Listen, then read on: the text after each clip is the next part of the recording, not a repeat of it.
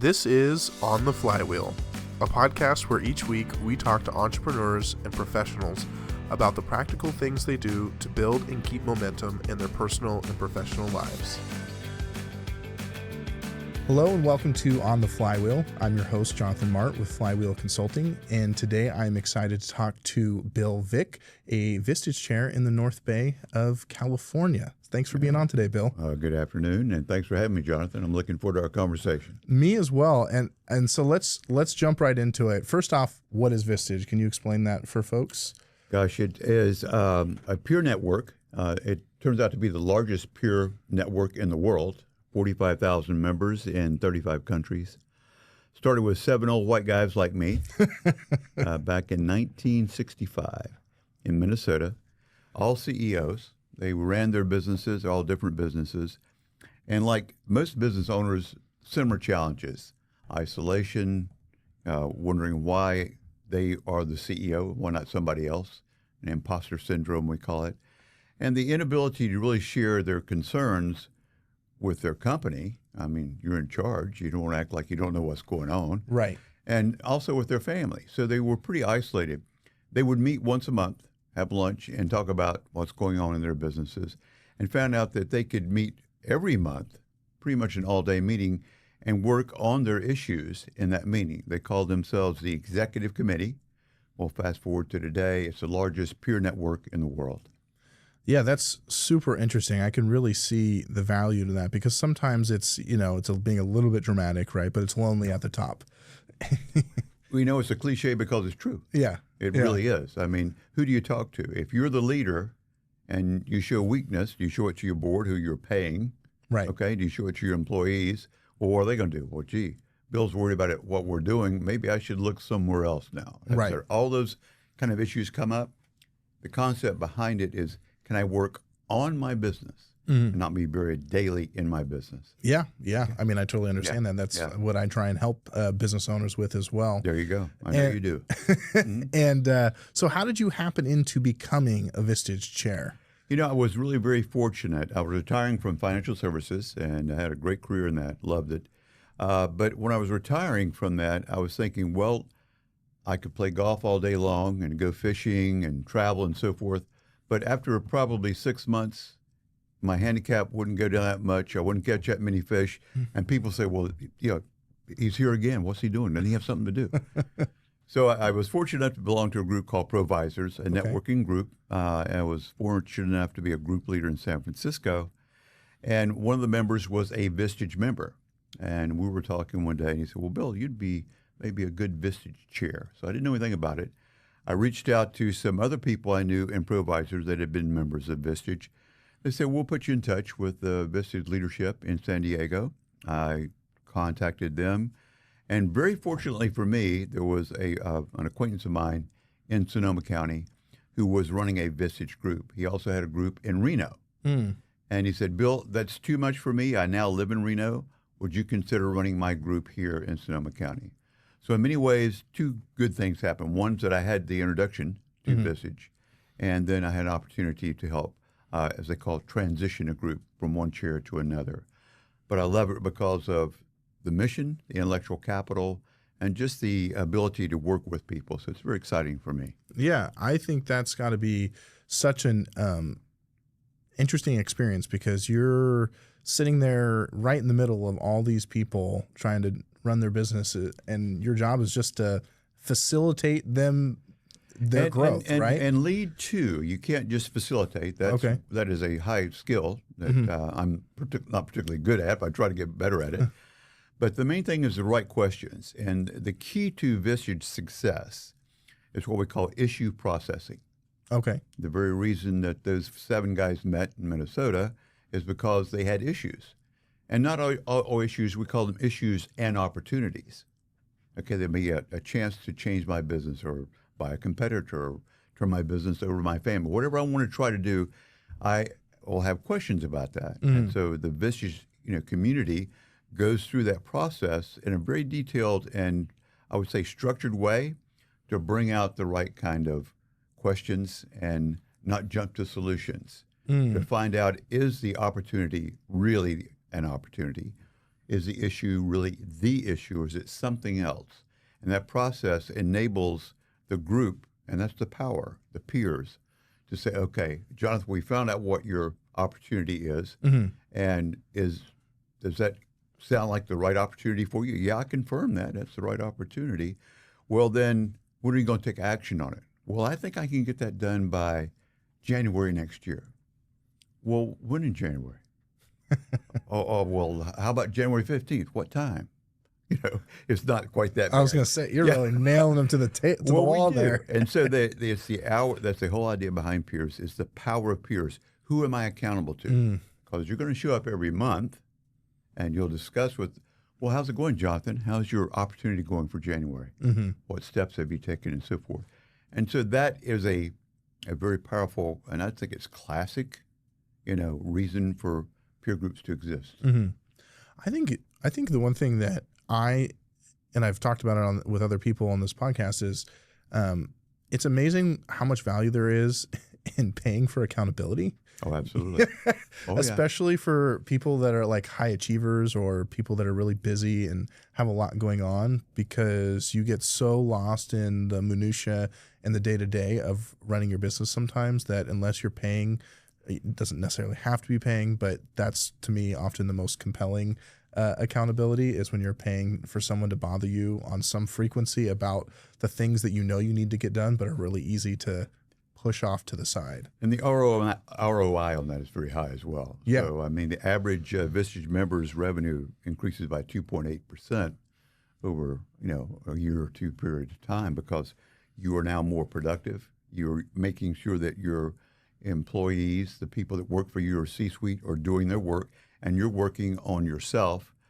Vistage members are driven by growth, growth of revenue, growth of profit, growth of their knowledge, and personal growth. And so that's the main driver behind membership in Vistage, growing my business.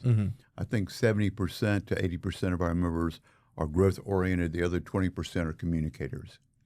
But the ability to step away, think about the opportunities, the issues, and hear from world-class speakers. We have about 1,000 speakers and all around the world.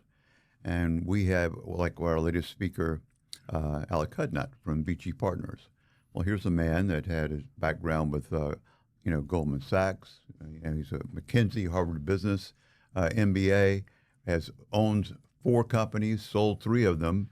And he talks about how CEOs make decisions. Well, how valuable is that, to sit in a meeting with somebody for 2 hours and personally ask them, well, how do you decide how is this done?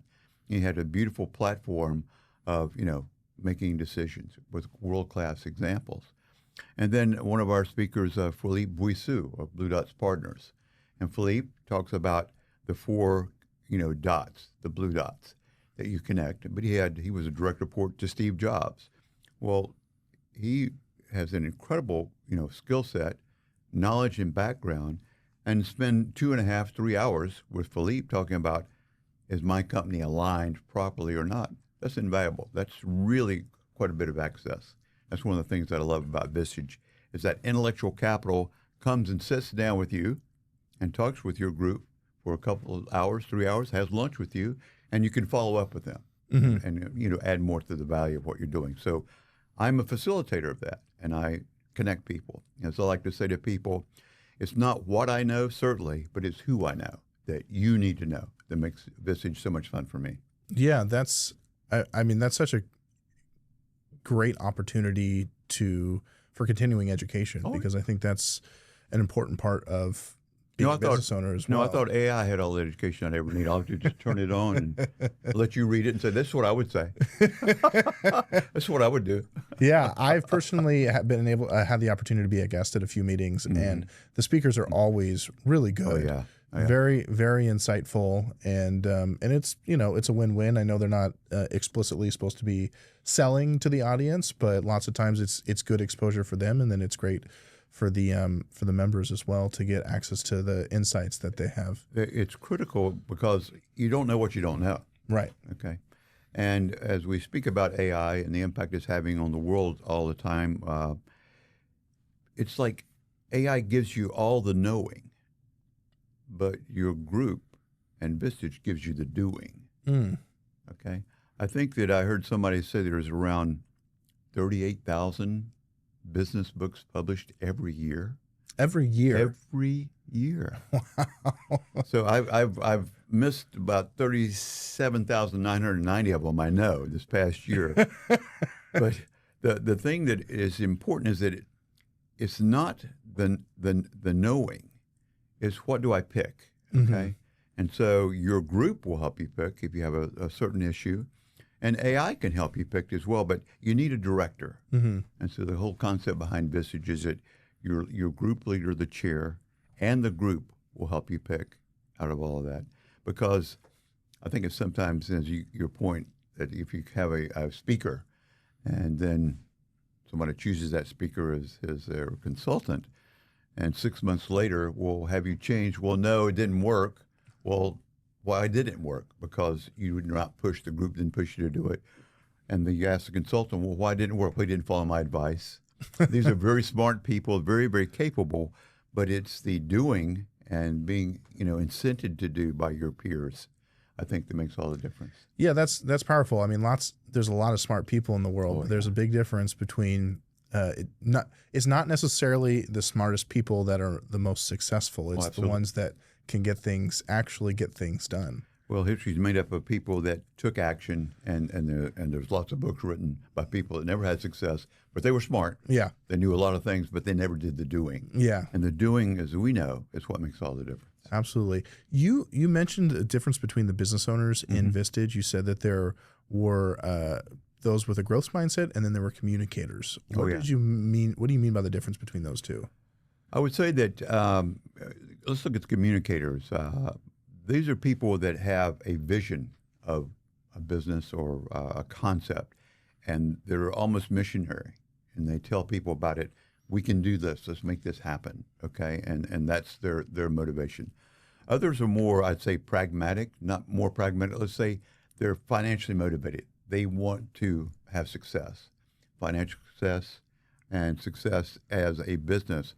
One of the things I love about Vistage is that it is the small, mid-sized business engine of America. I mean, most people work at small, mid-sized businesses in America. I mean, it's the greatest source of our wealth, greatest source of our jobs. These people run the communities. They're on the Chamber of Commerce. They're doing the business. They're funding the events in the community, the Boy Scouts, all the things that take place in the community. So the Vistage experience helps these individuals empower each other so that they're better leaders, growth mindset. Growing my business, that means what to me? I'm growing more employees in my business. My employees are satisfied. They are happy. There's more money going into the community, okay, which makes the community better. So if we can have that kind of, dynamic, and those are people say, I want to grow this. Well, I've got a $10 million business. I'd like for it to be 15. I got a $50 million business. I want it to be 100 million. Got 100 to want it to be a $500 million business. Is there a way to go about growing that makes me better, and people that are similar to me that can make that better? Or is there a better way for me to communicate that so that I get, people knocking on my door, say, I want to work with you. Mm-hmm. That's really interesting. I think the spending time working, carving out that time to sit down and work on your business on a monthly basis, on a regular cadence, feels really important. It's very important, but it's interesting oftentimes for potential new members. They'll say, well, I can't possibly spend one day out of my work. I mean, so busy. Well, the first thing I think about is, why are you that busy? Yeah. Okay. I mean, don't you have employees and a C-suite and people to run that for you if you stepped away for a day? Right. And then there's also a psychological aspect to that. There's not a lot, but there are people that feel like the busier they are, the more productive they are. Right. And no, that's not the case at all. And generally is not the case. Yeah. And so what you're looking for is that person that can step back and really focus on what's important. Just recently, Vistage outlined what we call our strategic planning concept. It just rolled out this month. But this is an in-depth, year-long or longer period of looking deeply into your business, your products, your growth, to make sure that you have a strategic plan to meet the future and all the challenges of that. That's really quite compelling. Another thing that Vistage does is we have what's called the transition group. And in the transition group, you can de-risk your company by knowing its value. About 90+% of business owners, small, mid-sized businesses, really have no idea what their business is worth. Mm-hmm. And here's a way to find out. Yeah. And we have a method that's worth that. I mean, a lot of times that process alone costs $5,000 to $10,000 a year. And with the new addition of strategic plan, I think our CEOs are going to know more about the value of their company and more about the future of their company. What can we possibly be? And there's a step-by-step process to do that. So I find it very exciting, and I enjoy sharing it with my group. Yeah, that's a really cool value add, because a lot of people, if they don't have it, it's hard to figure out how to transition your business, because it's not like, most aren't huge organizations. It's not easy to value That's them. right. Yeah. You may not have enough. You may want a clean break, and so you don't want to. You want to separate completely from it, but you want to get the value of whatever the business is because you've worked in it for 30 years or whatever. Well, like, for example, one of our speakers, Brett Simon, is an attorney and a merger and acquisition attorney. And she has a presentation called the 7 Ds, and they're all about how you will leave your business. So 100% of our owners will leave that business one way or another, okay? That's true. So do you want to leave it on your terms? And what she goes through is like death, disability, all kind of, things that can happen, divorce, all that. Mm-hmm. And how are you prepared Right. in that case? Another thing that you want to be prepared for example, is that if you need to borrow money, you want your business to be absolutely pristine so that the bank or lending institute says, oh, happily would lend you money. Right. Because you're so squared away. Yeah. So it's all about running your business properly, quite honestly. You'll be more pleased. And guess what? You're going to have some friends with you say, good job, Jonathan. You're doing great, man. Yeah, that's also an important part of it. So I really want to talk about, because you're getting to talk to different kinds of business owners in different situations, what are some of the common themes that you're hearing in terms of challenges business owners are facing? Certainly the tariffs and the economy and the stability of their company. Employees are a big issue. We recently had one. It was written up in the North Bay Biz. We talked about it's called Personal Attorneys General Act, as PAGA we call it. And that's a real issue for many CEOs and business owners.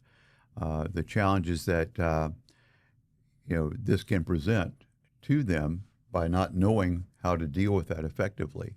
So we dealt with that. We talked about, well, what should you do for your employees and their paychecks, their time off, their hours worked, et cetera, so you don't create an issue like that.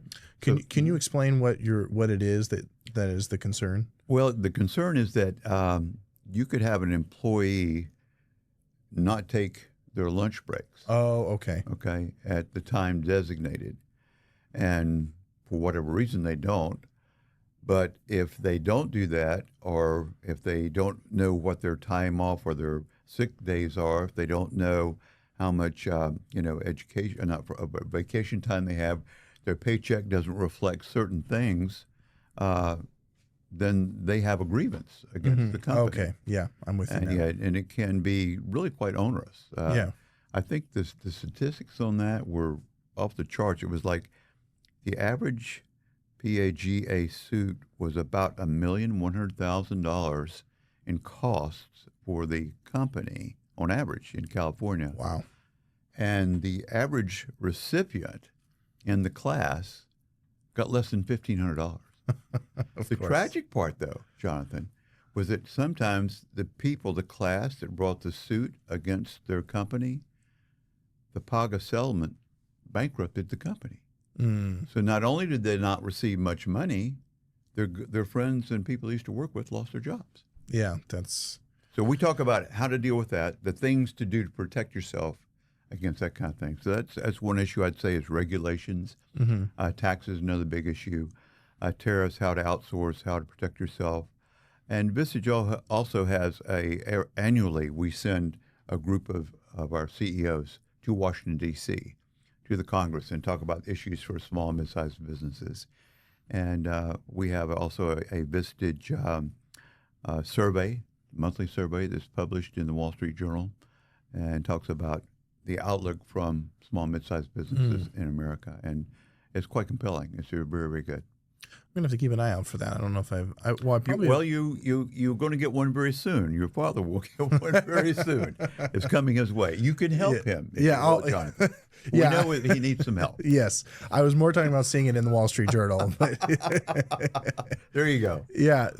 So what do you feel like the average business owner tends to get right, and what do you think they tend to get wrong? Caring for their employees. They really do care for their employees. I think on average they. Based on a conversation we've had since I've been a chair, is that they really care about the people who work with them, the people that work for them, and the community. They're passionate about what they do. They really believe in their products. It's like there's basically two things that you want to be, either a low-cost provider or you provide a service or a product that price isn't an object, willing to pay. I'm willing to pay because that's what I want to deal with.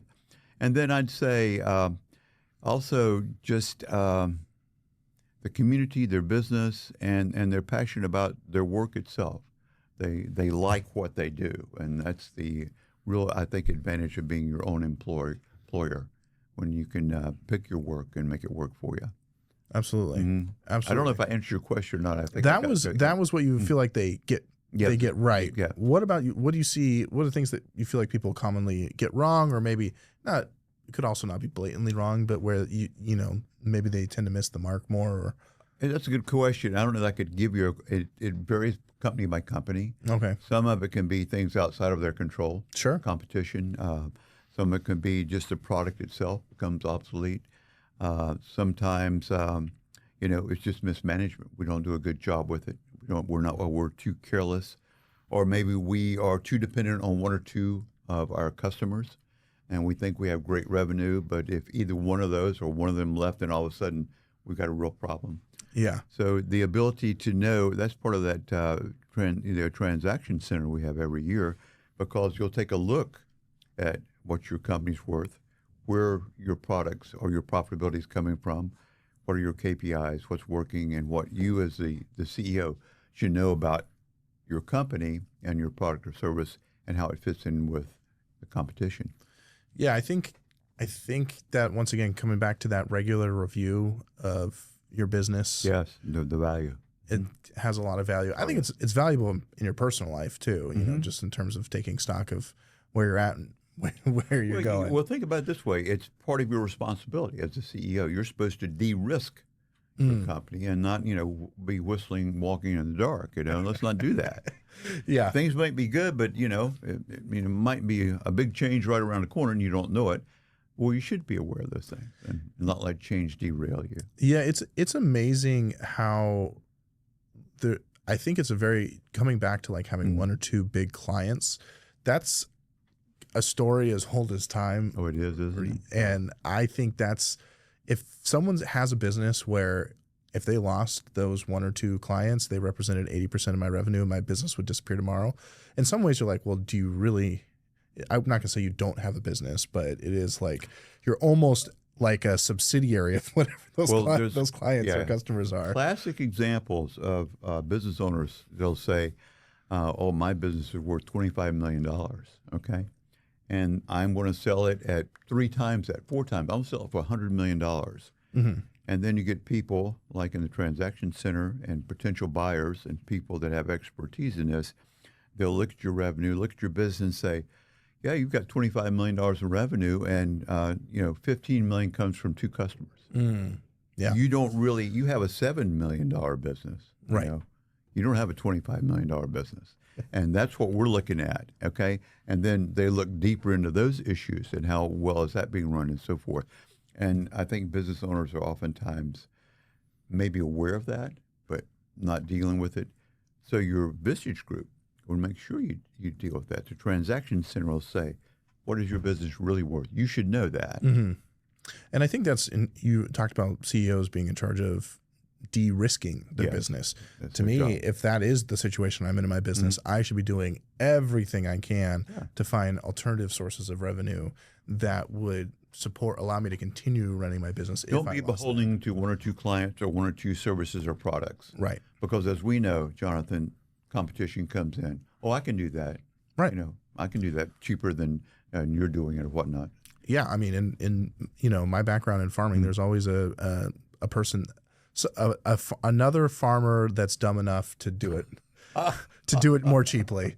It doesn't matter if because they're like, oh, farmers will just try and buy the business because they figure, oh, I'll make it back over time. Eventually, I'll make it back. Exactly. Or the big guys come in and they'll give something away and then 2 years later raise prices or all kinds of things. There's so many unknowables. Yeah. In farming, not only the weather, the products, care, the workers, everything, and the government, all those things working for you or against you. Yes. It is a real juggling act. So Yes. my hat's off to you and your family for all the hard work you guys do and the many things you do. Yeah, as thank well. you. Well, you bet. Thank you.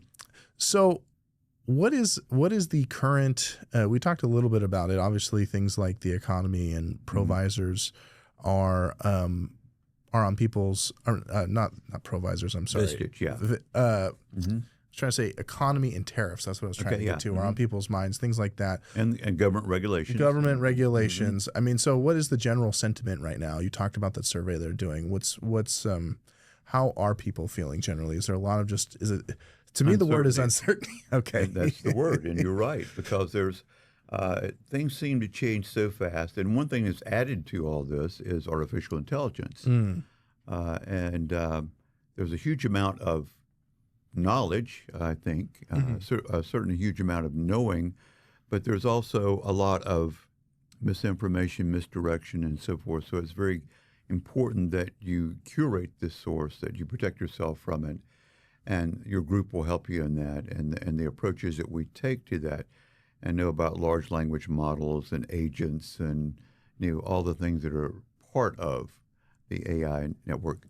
As we try to tell our group, we want to make sure that they are aware. They know the things that work, the things that do not work, and how to use it to make their company and more successful, and integrate that in a way that keeps employees satisfied and engaged as well. Very important. So what is the general sentiment for small and medium-sized businesses about AI, and how are they doing adopting it? Great deal of anxiety because a lot of entry-level people are concerned that they're working to improve the AI capability in their job and basically have AI take their job. Right. Is what there's a fear. And then certainly a lot of graduates from colleges these days are finding that entry-level positions are more challenged because of that. So that is one area of concern.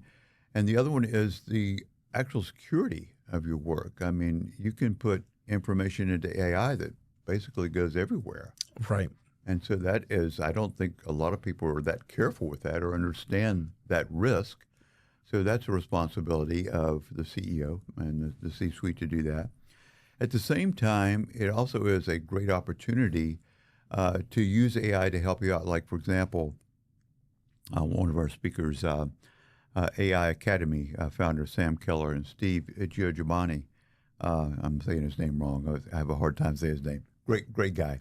But they show you how to go from the very fundamental bottom layer of AI all the way up to the top and have a C-suite board member from AI if it's done correctly, and it adds to your thinking and to the processes that can be done.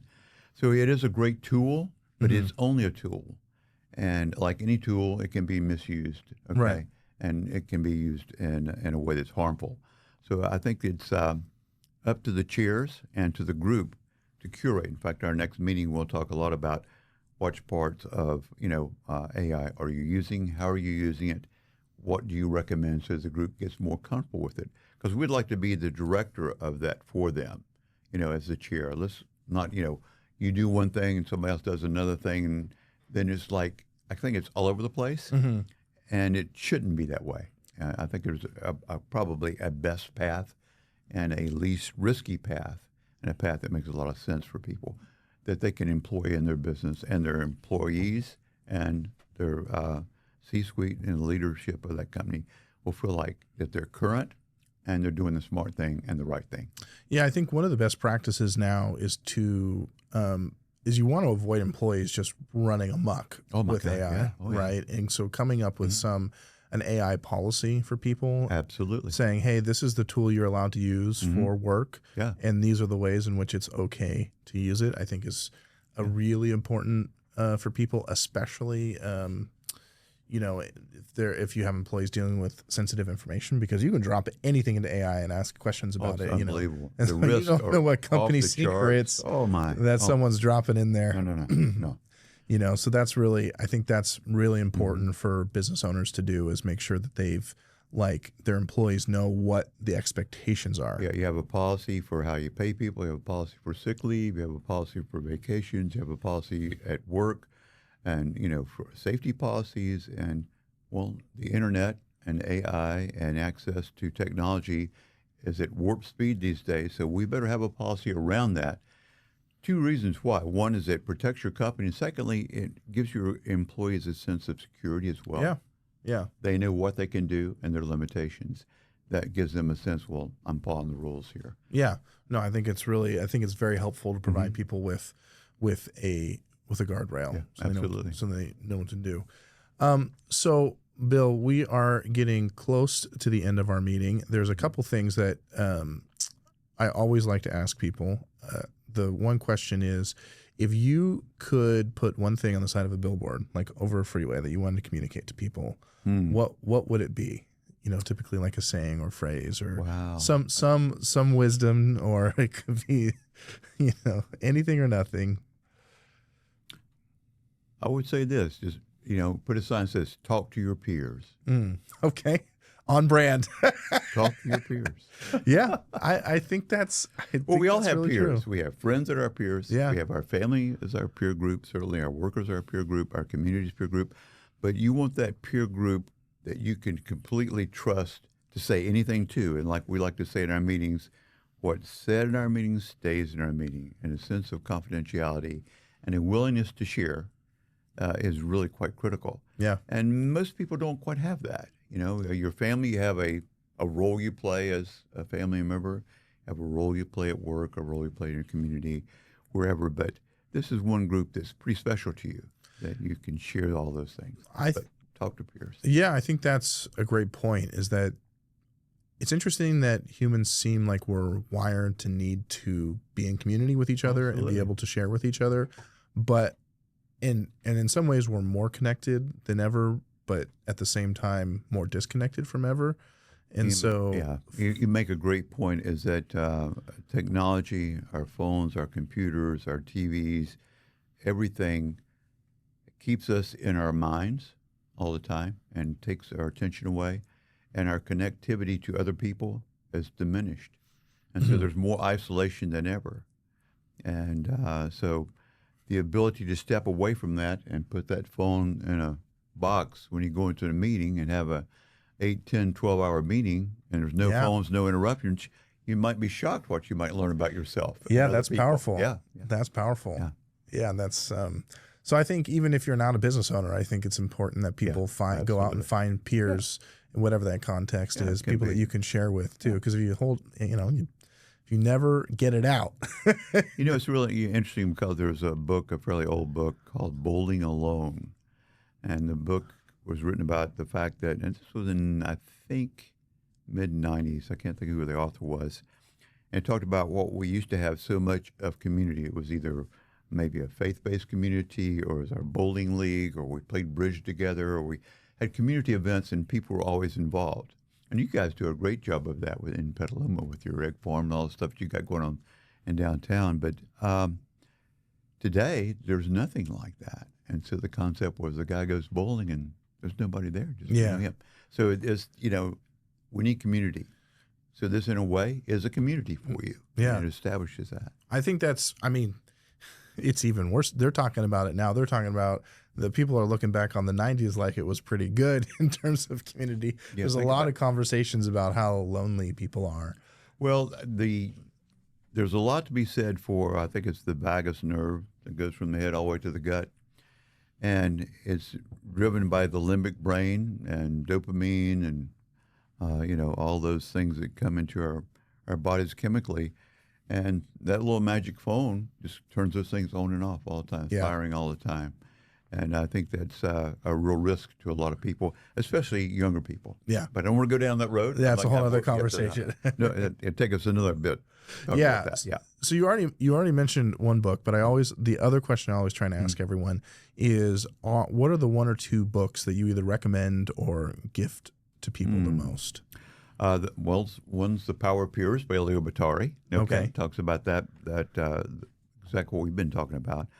A book I recently got was Clear Thinking by Sean Parrish. I really like that, about how you think and what you do are critically linked, okay? And thinking and doing are two different things. It's very much like knowing and doing, as we talk about in our Vistage groups. And I think one I heard about just quite recently was, if I can think of the name of it again, it was not knowing, it was, I cannot remember the name of it right now. I just got the book too. Awareness. Awareness is the name of it. And it is really quite compelling. And it's quite just the opposite of what we're talking about with being constantly involved and entertained with our media and knowing what's going on in the world. So Awareness, and I can't think of the author right now, but check it out. Yeah. We jump right up. Awareness, and then Clear Thinking by Sean Parrish. I recommend both those books. Those sound like I haven't heard of either one of those. Yeah. So that'll be good for me to add to the list to check out. Yep. In some ways, it's just selfish. I need book recommendations. Now you'll need is 37,998 more to go, and you'll be ready, Jonathan. Exactly. Well, it's sometimes too, you just keep reading all these business and personal productivity books. Yeah, you like to find a theme that runs through it, though. If you can find a line, that it's said a different way, but it's saying the same thing. Mm-hmm. And that's the key to it. Trying to uncover the kind of universal truth that's in between the lines. I think awareness is part of that. And I think that Sean Parrish's concept on, he was, the part of Berkshire Hathaway. Okay. And that kind of thinking that those people did. And quite compelling, how you think and how you feel and how to control those. Yeah. Well, those are great recommendations. Thank you so much. My pleasure. And that we have come to the end of our episode. Well, this just flew by, Jonathan. It flies by. The flywheel does spin pretty fast, doesn't it? I like it, man.